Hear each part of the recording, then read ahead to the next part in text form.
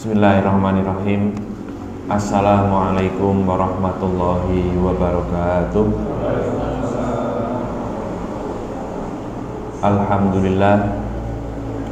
Alhamdulillahilladzi hadana lihadza wa ma kunna linahtadiya laula an hadanallah. Asyhadu an la ilaha illallah wahdahu la syarikalah wa asyhadu anna Muhammadan abduhu wa rasuluhu la nabiyya wa la rasula ba'dah. Allahumma salli wa sallim wa barik ala Rasulillah wa ala alihi wa sahbihi wa man walah wa la haula wa la quwata illa billah, amma ba'du. Bapak-bapak, ibu-ibu yang saya hormati, mari kita awali kajian kita pada pagi hari ini dengan bacaan basmalah. Bismillahirrahmanirrahim. Kita membahas hal-hal yang berkenaan dengan kurban. Di sini materi ini berjudul dalil-dalil kurban dan permasalahannya, yang mana materi ini saya ambil dari materi seminar Idul Adha yang dilaksanakan di UAD Majelis Tarjih Pimpinan Pusat Muhammadiyah. Ada 5 permasalahan kurban yang mana mungkin hal ini belum pernah ada atau belum pernah terjadi di zaman Rasulullah. Yang pertama adalah, apa hukumnya berkurban di lembaga? Sebagaimana kita ketahui, hari-hari ini banyak lembaga-lembaga zakat, infak, dan sedekah. Salah satunya adalah Lazismu. Sehingga orang yang seharusnya berkorban, membeli hewan korban, kemudian dia menyembelih sendiri, tidak bisa dilaksanakan apabila berkorban di lembaga. Kadang-kadang kalau berkorban di lembaga itu hanya setor uang, sampai-sampai dalam situasi tertentu orang yang berkorban di lembaga tidak mengetahui hewan apa yang disembelih, bentuknya seperti apa, beratnya seperti apa. Lah, sekarang pertanyaannya adalah, apakah menyembelih hewan kurban melalui lembaga diperkenankan atau tidak? Di sini ada 2 hadis yang menerangkan bahwasanya An Anasin radhiyallahu taala anhu qala, dari Anas bin Malik beliau berkata, Dohan Nabiyyu sallallahu alaihi wasallam, Nabi pernah menyembelih kurban bikab syaini amlahaini, yaitu dengan 2 ekor domba. Faro'aituhu, kemudian aku melihat Nabi wadi'an qadamahu, beliau menaruh kakinya ala sifahihima, di leher kedua hewan kurban tersebut. Yusammi wa yukabbir, sebelum menyembelih beliau membaca basmalah, kemudian beliau membaca takbir, fadzabahahuma biyadih, dan Nabi menyembelih kedua hewan tersebut dengan tangannya. Di dalam hadis ini terdapat sebuah petunjuk. Apa itu? Nabi itu kalau berkorban, hewan yang dikorbankan disembelih sendiri. Lah, kalau disembelih sendiri, maka ini sunnah yang paling afdol. Nah, bagaimana orang yang berkorban di lembaga? Otomatis dia tidak bisa menyembelih sendiri. Lah, terus kalau kita ini berkorban kambing atau sapi, ini yang paling afdol memang kita menyembelih hewan korban kita sendiri. Kalau tidak bisa menyembelih hewan korban sendiri, sebaiknya melihat hewan korban kita saat atau sedang disembelih. Kalau tidak bisa atau berani melihat, itu adalah derajat yang paling rendah. Nah, kalau Nabi berdasarkan hadis riwayat Imam Bukhari dikatakan beliau menyembelih 2 ekor domba dan beliau menyembelih dengan tangannya sendiri. Kemudian di dalam hadis riwayat Imam Muslim dikatakan fanaharo salasan wasittina biyadih. Nabi pernah menyembelih hewan korban sebanyak 63 hewan dengan tangannya. Nabi pernah menyembelih hewan korban yaitu berupa kambing sebanyak 63 ekor. Ini kata sebagian ulama, kenapa Nabi menyembelih 63 ekor? Ini adalah tanda-tanda umurnya Nabi memang hanya sampai 63. Dan ini adalah isyarat dari Allah kepada Nabi dan isyarat Nabi kepada umatnya, yaitu beliau menyembelih 63 ekor hewan sembelihan. Kemudian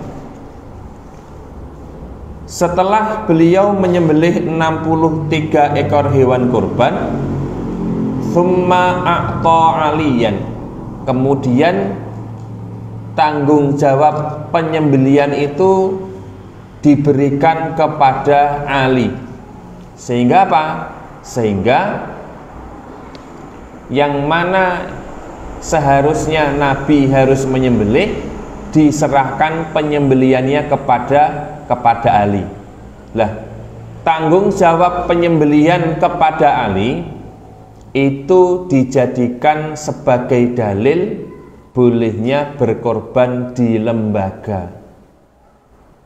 Sebagaimana Nabi menyerahkan hewan korbannya kepada Ali, kemudian Ali fanaharo maghobaro, Ali menyembelih sisa hewan korbannya. Terus karena Nabi sudah menyembelih 63 hewan korban, kemudian sisanya diberikan kepada Ali. Lah, tanggung jawab yang Nabi berikan kepada Ali ini dijadikan bolehnya berkorban di lembaga. Lah, termasuk kalau ada orang yang pengen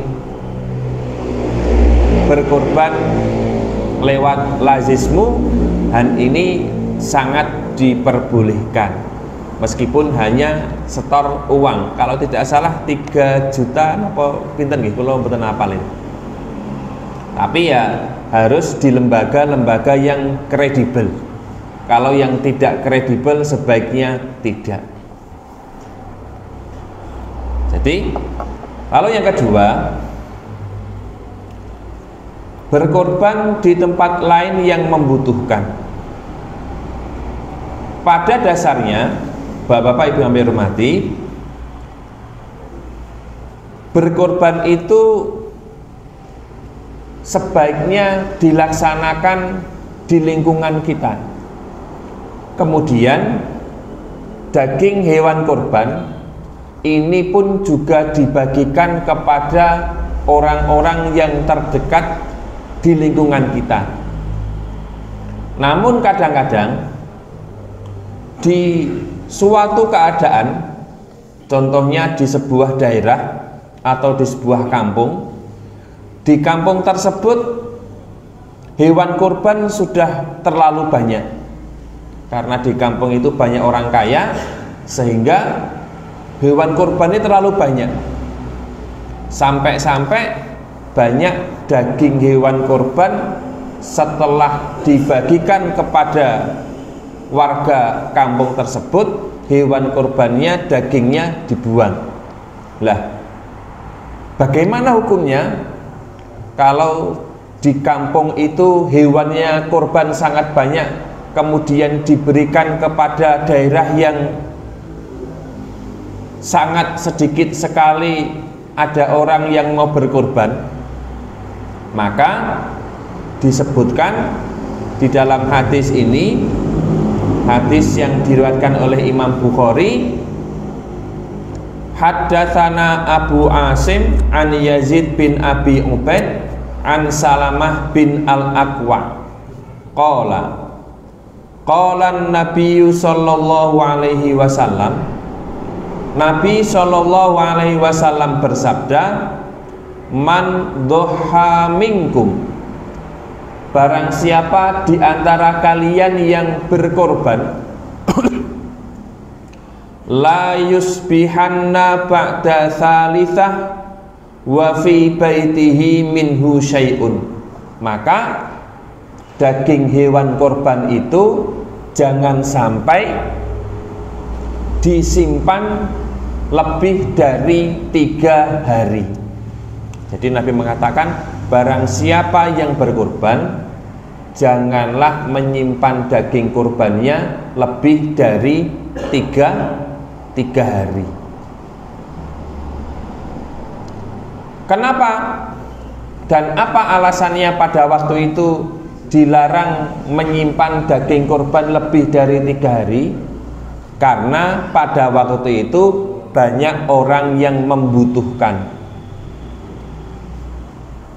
banyak terjadi kelaparan, kekurangan bahan pangan. Kemudian Nabi membuat kebijakan untuk tidak menyimpan daging kurban lebih dari 3 hari. Nah, kalau dilarang menyimpan daging kurban lebih dari 3 hari, otomatis daging kurban itu ditasarufkan kepada mereka yang membutuhkan. Falamma kanal amul mukbil, kemudian di tahun berikutnya, qalu, para sahabat bertanya, ya Rasulullah, wahai Rasulullah, naf'alu kama fa'alna amal madhi, wahai Rasulullah, apakah hukum itu tetap berlaku sebagaimana hukum tahun kemarin? Yaitu apa? Tidak boleh menyimpan daging kurban lebih dari 3 hari. Ini hukumnya berlaku apa tidak?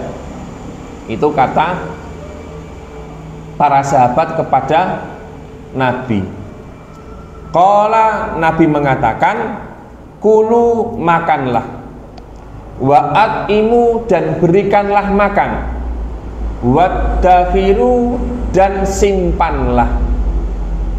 Nah, disimpan itu berapa hari, berapa minggu, berapa bulan, berapa tahun?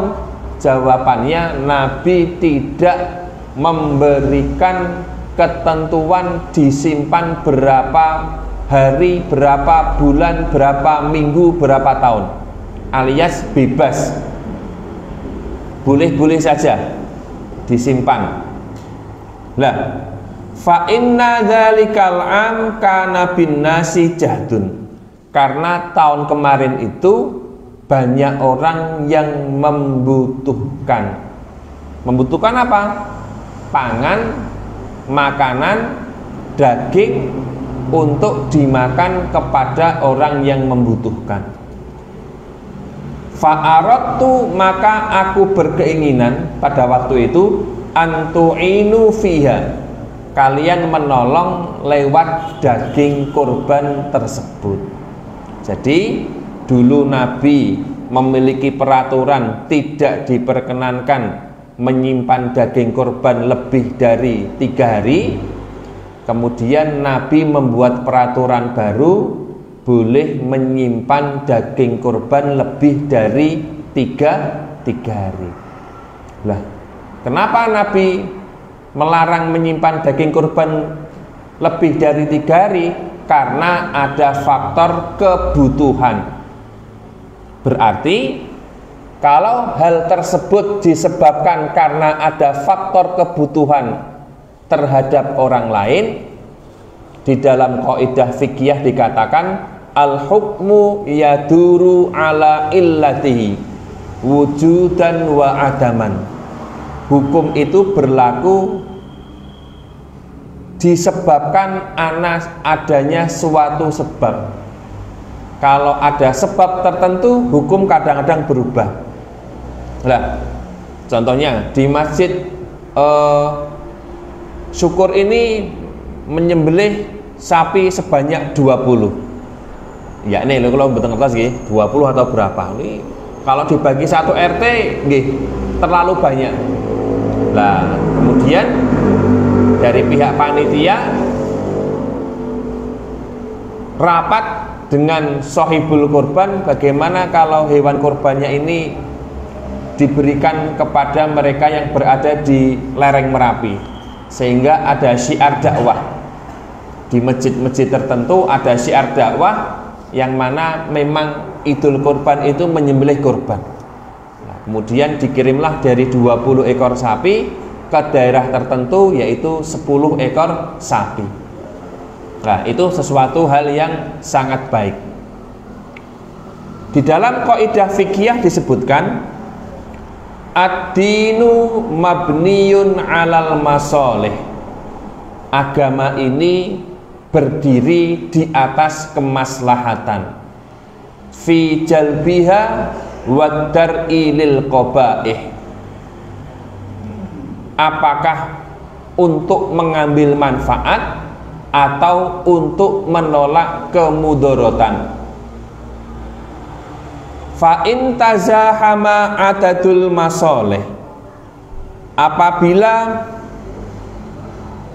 terjadi perbedaan di antara kemaslahatan, alias ada maslahat yang besar, ada maslahat yang kecil, ada maslahat yang bermanfaat, ada maslahat yang sangat bermanfaat.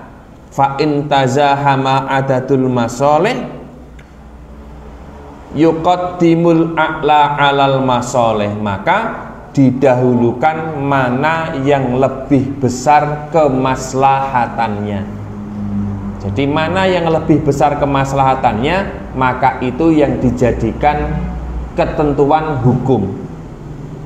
Jadi kalau di sebuah masjid atau sebuah musola ini kok hewan kurbannya terlalu banyak, bisa diserahkan ke daerah lain yang tidak ada hewan kurbannya. Dulu saya pernah mendengar dari teman itu pernah memberikan hewan kurban ke daerah Wonogiri. Dia cerita ada satu RT itu yang kurban hanya 2 ekor kambing katanya. Bisa dibayangkan itu. Lalu dari teman-teman di Sragen itu nyetori banyak kambing di sana, dan orang-orang di RT tersebut baru merasakan nikmatnya daging kurban. Dari 2 disetori lebih dari 2, akhirnya menjadi syiar dakwah. Lah, jadi kalau seandainya disembelih di tempat yang banyak hewan kurban, maslahatnya ya untuk daerah tersebut. Tapi kalau diberikan kepada daerah yang memang sangat minim ada orang yang berkorban, maka ini bisa menjadi syiar dakwah. Wa may yu'azzim sya'airallah fa innaha min taqwal qulub. Barang siapa yang mengagungkan syiar-syiar Allah, maka itu tanda ketakwaan dari dalam hati niku. Jadi Bapak-bapak Ibu yang hormati, berkorban di tempat lain yang membutuhkan adalah perkara yang mustahab atau perkara yang sangat dicintai. Kemudian problem yang ketiga adalah kornetisasi daging kurban, atau ini kalau di Muhammadiyah dinamakan dengan nama rendangmu. Kornetisasi daging kurban atau yang namanya rendangmu. Oh, ini gratis kagem kula nggih Pak Joko. Napa pripun niki? Ini lazis, wah ini rendangmu nih. Ini rendangmu, produk daripada Muhammadiyah, siap santap tulisannya ini. Nah, terus niki ujung-ujungnya fatwa dari Muhammadiyah ini ya otomatis orangnya berkorban ya di lembaga, berkorban di tempat lain yang membutuhkan, terus ujung-ujungnya kornetisasi daging kurban ini. Nah, Bapak-bapak yang hormati, di sini dikatakan bahwasanya, ini saya ambil dari fatwa MUI tahun 2000 berapa saya lupa, tentang kornetisasi daging kurban, atau di Muhammadiyah dinamakan dengan nama rendang siap santap. Dikatakan bahwasanya pada dasarnya distribusi hewan kurban itu satu, agar segera dibagikan. Ini yang pertama nih. Jadi yang pertama yang harus kita ketahui, distribusi daging kurban itu harusnya segera untuk dibagikan. Kalau panjenengan tanya dari tanggal 10, 11, 12, 13 menyembelih hewan kurban, mana tanggal yang paling bagus? Jawabannya tanggal 10. Ini yang paling bagus. Kenapa? Menyegerakan ibadah adalah sebuah kebaikan. Tapi kalau memang tidak bisa ya tanggal 11. Tanggal 11 tidak bisa, tanggal 12. Tanggal 12 tidak bisa, tanggal 13. Nah, ini yang paling bagus memang di tanggal 10. Meskipun nopo nggih, kemungkinan besar banyak yang korbannya itu disembelih hari Sabtu atau hari Ahad. Hari Jumat rata-rata domboten pati purun niku. Rodok ribet katanya. Lah, jadi yang pertama, ini saya membaca dalam fatwanya MUI bahwasanya daging hewan kurban itu segera untuk dibagikan. Yang kedua, daging hewan kurban yang dibagikan itu dalam bentuk mentah, tidak dalam bentuk matang idealnya. Yang ketiga adalah daging hewan kurban tersebut dibagikan ke lingkungan terdekat. Jadi ada 3 ketentuan. 1, daging kurban segera dibagikan. Yang kedua, dalam bentuk mentah. Yang ketiga, dibagikan kepada lingkungan yang terdekat. Akan tetapi juga diperbolehkan daging hewan kurban ini diawetkan dalam bentuk kornet atau dalam bentuk rendangmu ini, kemudian diberikan di luar lokasi tempat penyembelihan. Dengan kemungkinan apa? Bisa jadi diberikan kepada tempat lain yang membutuhkan. Nah, ini kalau diawetkan bisa sampai kurang lebih sampai 1 tahun atau 1 tahun lebih. Jadi kalau ada korban bencana bencana alam atau bencana kebakaran yang mana masyarakat membutuhkan bantuan makanan, maka ini salah satu hal yang paling mudah. Mung gari ngliwet sego nih, terus dikasih ini pun ini dimaem wong kalih blenger nih. Nah niki dereng dicoba nih. Nah niki nek sae angger mboten nyelilit kadang-kadang nih. Lah apa dalilnya? Ini dalilnya adalah sebagaimana hadis yang tadi, hadis nomor 2, yaitu apa? Hadis yang nomor 2 dikatakan bahwasanya Nabi dulu pernah melarang menyimpan daging kurban lebih dari 3 hari dengan alasan kebutuhan. Kemudian setelah di tahun depan semuanya baik-baik saja, Nabi memperbolehkan untuk menyimpan daging kurban. Berapa lama? Ya tidak tahu. Lama sekali boleh. Lah, lama sekali boleh di zaman modern dinamakan kornetisasi daging kurban. Kata waddakiru, Nabi mengatakan waddakiru, simpanlah. Nah, sampai kapan menyimpannya? Ya tidak tahu. Yang tahu kita semuanya. Kata waddakiru, simpanlah.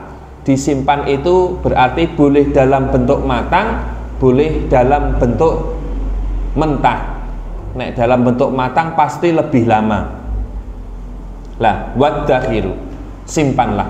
Lah, kemudian karena korneti daging kurban itu diberikan kepada mereka yang membutuhkan, otomatis berkorbannya lewat lembaga seperti di Muhammadiyah, di Lazismu, maka ini adalah perbuatan yang baik. Nabi mengatakan, man sanna sunnatan hasanatan, barang siapa yang membuat kebaikan, fa'umila biha kana lahu ajruha, kemudian dilaksanakan, maka dia mendapatkan pahala. Wa mithlu ajri man amila biha, dan mendapatkan pahala orang yang mengikuti kebaikan tersebut. La yang kusu min ujurihim syai'an, dan pahalanya tidak dikurangi sedikit pun. Jadi kalau ada orang yang menawarkan kornetisasi daging kurban, kemudian disambut dengan baik, kemudian memang berkorban lewat lazismu ini, maka ini adalah perbuatan yang baik. Meskipun kadang-kadang mboten mareme nggih beleh dhewe niku nggih manusiawi. Wah, beleh dhewe niku nggih marem. Nah, tapi nggih pripun nggih? Kula niku gadah rencang. Rencang kula niku nggih ketinggalan nate ngisi teng mriki. Naminipun Profesor Dai. Sakniki Wakil Rektor 2 UMS. Nah, itu beliau vegetarian, tidak mau memakan daging. Nah, niku mboten purun daging. Nggih daging ayam, daging sapi, daging kambing. Nah, beda dengan kita, hobinya makan daging. Lah, jadi di dalam fatwa Majelis Ulama Indonesia maupun fatwa dari Muhammadiyah, kornetisasi daging kurban atau dinamakan di Muhammadiyah rendangmu, ini adalah perbuatan yang baik. Di dalam kaidah maslahah mursalah disebutkan, haitsuma takunul maslahatu fathamma syar'ullah. Di mana saja didapati sebuah kemaslahatan, maka disitulah ada syariat Allah. Karena syariat agama ini didirikan di atas kemaslahatan bersama. haitsuma takunul maslahatu fathamma syar'ullah. Nah, ini bisa dilihat di fatwa daripada Majelis Ulama Indonesia. Niku wonten fatwanipun dari Majelis Ulama Indonesia. Kemudian poin yang keempat dinamakan dengan arisan kurban atau berhutang untuk berkorban. Jadi kata sebagian ulama, arisan itu sebenarnya adalah hutang. Pada dasarnya di dalam fikih arisan itu adalah hutang. Lah, itu jadi perlu tahu. Jadi kalau ada 10 orang yang arisan, terus setiap kali arisan urunannya 100.000, yang mendapatkan arisan uangnya sebanyak 1,2 juta. Orang yang pertama kali mendapatkan arisan dari 10 orang, maka orang yang pertama kali mendapatkan arisan sebanyak 1,2 juta, padahal hanya baru urun 100.000, maka orang yang pertama kali mendapatkan arisan itu berhutang sebanyak 1,1 juta kepada orang yang ikut arisan yang lain. Nah, niku arisan niku dasarnya adalah hutang. Lah, setahu saya dalam fatwa Muhammadiyah maupun fatwa dari Bahthul Masail NU mengatakan arisan kurban itu hukumnya boleh, dan ini perbuatan yang baik. Meskipun arisan ini dinamakan dengan hutang untuk berkorban. Lah, diceritakan dulu ada seorang ulama yang bernama Abu Hatim, yaitu Abu Hatim Ar-Razi, seorang ahli hadis. Setahu saya, seingat saya pernah membaca buku Abu Hatim Ar-Razi ini. Beliau adalah orang yang mutasyaddid fi tad'ifil hadis, orang yang sangat keras di dalam melemahkan hadis. Terus sampai-sampai ulama bilang gini, kalau ada hadis yang dilemahkan oleh Abu Hatim Ar-Razi, jangan dipercaya dulu. Kenapa? Karena beliau sangat keras di dalam melemahkan hadis. Tapi kalau ada hadis yang disahihkan oleh Abu Hatim Ar-Razi, maka langsung terimalah. Kenapa? Karena beliau orang yang sangat hati-hati di dalam mensahihkan hadis. Nah, ini ulama yang bernama Abu Hatim Ar-Razi, beliau pernah berhutang untuk membeli unta kurban. Jadi Abu Hatim Ar-Razi itu dulu pernah punya hutang. Hutangnya digunakan untuk membeli unta yang dikorbankan di Idul Adha. Kemudian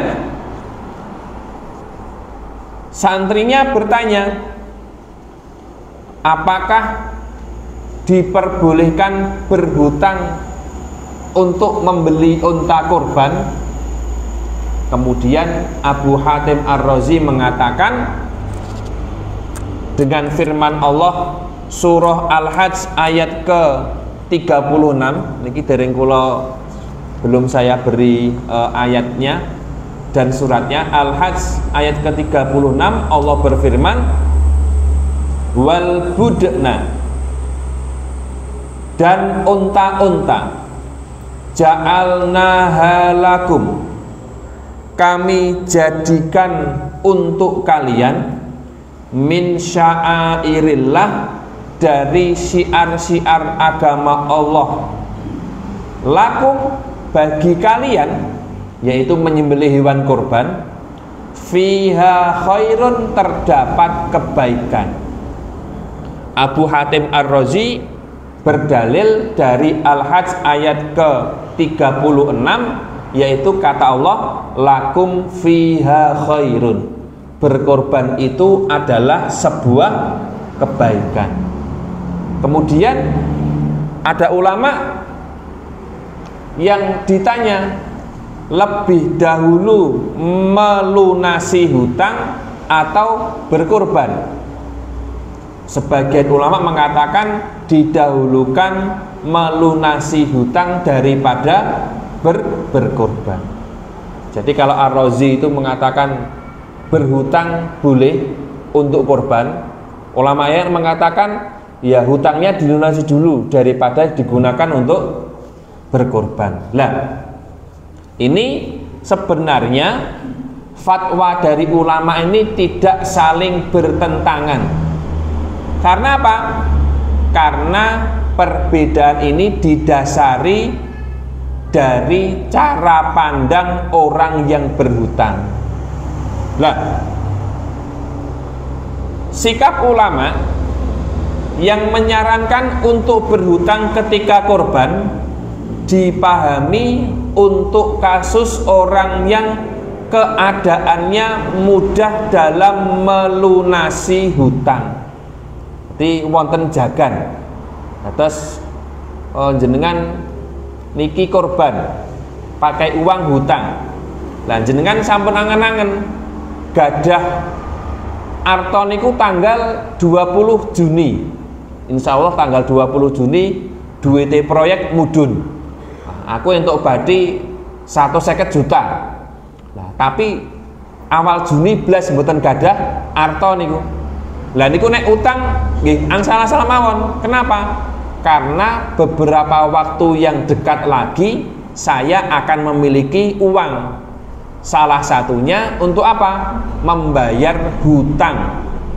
Untuk membayar kambing atau hewan sapi tersebut. Tapi nek mboten gadah sepeleng nggih bayar hutang, niku mong uripe mong napa nggih teng BRI mawon wis ora enek enteke niku mung utang. Kowe raja hutang kowe. Ini mukakan utang iki sebenarnya mboten sah korban. Nah, itu tergantung keadaan orangnya masing-masing. Jadi itu tergantung keadaan daripada orang masing-masing. Jenengan milih yang pundi? Lah, milih seandainya gadah jagan napa meleh mengkeh niku yang PNS atau yang pensiunan muncul gaji ke 13 napa THR lah. Nah, itu sebaiknya digunakan untuk korban. Lah pun kadung dinggo jagake bayar sekolah anak-anak, lah niku benten meleh niki. Lah, jadi arisan korban itu atau berhutang untuk korban diperbolehkan asal memiliki kemampuan yang jelas kapan akan membayar hutang tersebut. Tapi kalau tidak memiliki alasan yang jelas, dana yang jelas kapan dibayar hutang tersebut, lebih baik tidak usah hutang untuk korban, nambah-nambahi utang nih. Yang terakhir, ini pas fatwa yang terakhir, pelaksanaan sholat Jumat yang bertepatan dengan sholat Id. Nanti warga Indonesia, kaum muslimin Indonesia akan melaksanakan sholat Idul Kurban tanggal 6 bertepatan dengan hari Jumat. Biasanya banyak yang bertanya, ini Jumatan atau tidak? Jawabannya Jumatan. Jawabannya tetap Jumatan. Meskipun ada hadis yang memberikan rukhsah. Ini hadis yang pertama diceritakan, haddatsani Wahab bin Kaisan qala ijtama'a idani ala ahdi Ibni Zubair. Di zaman Khalifah Abdullah bin Zubair, sholat idnya dengan jumatannya di hari yang sama, yaitu hari Jumat. Fa'akharal khuruja hatta ta'alan nahar. Kemudian Abdullah bin Zubair ini keluar ke masjid agak terlambat di siang hari. Tsumma kharaja, kemudian Abdullah bin Zubair keluar. Fa khotoba, kemudian beliau berkhutbah. Fa atalal khutbah, khutbahnya dilamakan. Tsumma nazala, kemudian beliau turun. Fa shalla, kemudian sholat. Walam yusolli linnas yauma idin al jumu'ah. Kemudian Abdullah bin Zubair dengan jamaahnya tidak melaksanakan sholat Jumatan. Jadi saat Khalifah Abdullah bin Zubair menjadi khalifah, ini terjadi 2 hari raya, yaitu hari raya mingguan di hari Jumat dan hari raya Id. Nah, ini Abdullah bin Zubair tidak sholat Jumatan. Fadzukira dzalika libni Abbas. Kemudian permasalahan ini diceritakan kepada Ibnu Abbas. Faqala, beliau mengatakan asoba sunnah. Sunnah sudah benar dilaksanakan oleh Abdullah bin Zubair. Lah, tapi kalau kita hanya membaca hadis ini, tidak mengetahui asbabul wurudnya, maka seakan-akan tidak sholat Jumat di mana sudah melaksanakan sholat Id, ini tidak apa-apa. Ini berarti memahami hadis hanya sepotong-sepotong. Nah, Nabi memperbolehkan seseorang tidak Jumatan karena telah melaksanakan sholat Id, itu ada asbabul wurudnya. Yaitu siapa? Kepada mereka yang hidup di luar kota Madinah. Sehingga Nabi khawatir kepada orang yang hidupnya di luar Madinah niku wirawiri. Habis subuh berangkat, lalu sholat Id, kemudian pulang. Sampai rumah mungkin jam 9. Leren sedelok sak jam 10 berangkat ke Madinah lagi Jumatan, setelah itu pulang. Nabi itu tidak mau umatnya yang berada di luar Madinah kerepotan, sehingga Nabi mengatakan dan memperbolehkan untuk tidak melaksanakan sholat Jumat kalau sudah melaksanakan sholat Id, bagi mereka yang apa? Memiliki kesulitan seperti itu. Nah, tapi kan zaman sekarang masjid saling berdekatan.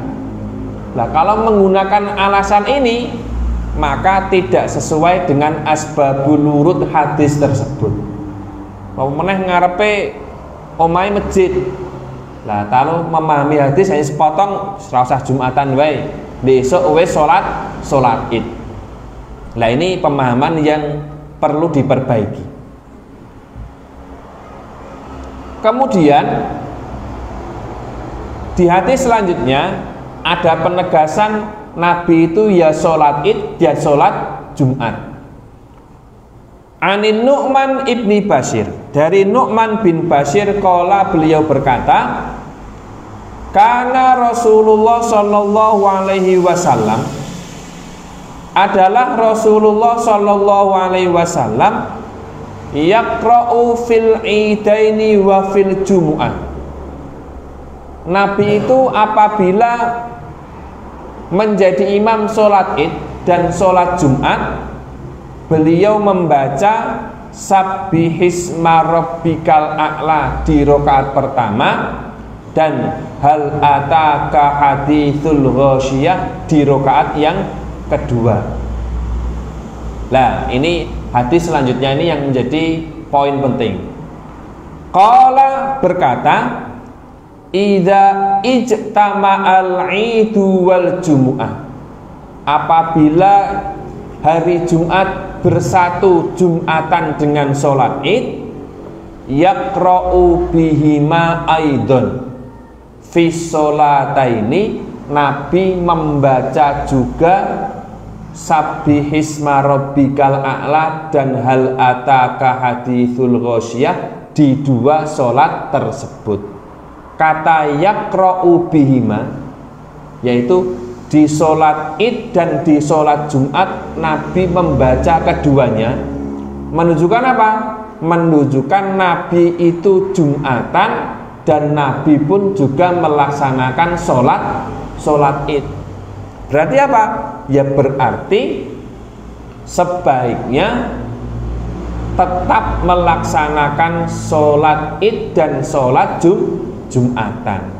Jadi ini penting, karena tidak boleh membaca hadis itu hanya sepotong-sepotong. Hadis itu saling menafsirkan antara satu dengan yang lainnya. Maka dari itu, mereka yang mengkeh kita sholat idnya di hari Jumat, maka ya tetap kita melaksanakan yang namanya Jumatan. Setahu saya seperti itu. Nah, baik Bapak Ibu yang hormati, waktunya sudah hampir selesai. Sebelum saya tutup, mungkin ada yang mau ditanyakan kepada saya. Kalau bisa saya jawab, kalau tidak bisa ya tidak saya jawab. Mungkin ada yang mau ditanyakan dari Bapak dulu. Betul mboten nggih? Betul mboten.